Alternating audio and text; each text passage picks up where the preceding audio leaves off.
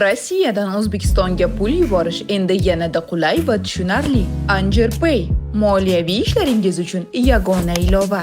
Rossiyadagi bank kartalaridan Uzcard, Humo va Visa kartalariga o'tkazmalar, shuningdek, naqd pul yuborish xizmatlari ham mavjud. Kommunal xizmatlar, internet, TV, jarimalar, soliq va kredit to'lovlari barchasi bir joyda. Anjir Pay Rossiyadan O'zbekistonga qulay pul o'tkazmalari.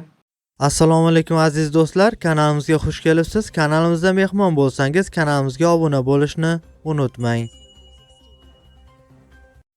Markaziy bank tomonidan belgilangan xorijiy valyutalarni O'zbek so'miga nisbatan 23-yanvar kuni uchun amal qiladigan qiymatini e'lon qildi. Unga ko'ra dollarning rasmiy kursi 14 so'mga ko'tarilib, 1 AQSh dollari 12.136 so'm tashkil etdi. Bundan ko'rinadiki, 100 AQSh dollari 1.213.692 so'mga teng bo'ldi. Yevro kursi esa 4 so'mga ko'tarilib, 1 yevro 14.191 so'm tashkil etdi. Bundan ko'rinadiki, 100 yevro 1.419.170 so'mga teng bo'ldi.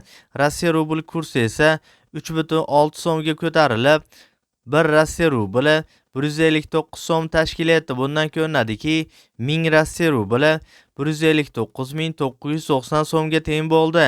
Qozoq tangasi esa 0.06 so'mga ko'tarilib, 1 qozoq tangasi 23 so'm tashkil etdi. Bundan ko'rinadiki, 1000 qozoq tangasi 23.970 so'mga teng bo'ldi. Eslatib o'tamiz, har kunlik dollar, yevro, rubl hamda qozoq tanga kurslarini kuzatib borishni istasangiz, kanalimizga obuna bo'lib, qo'ng'iroqcha tugmachasini bosib qo'yishni unutmang.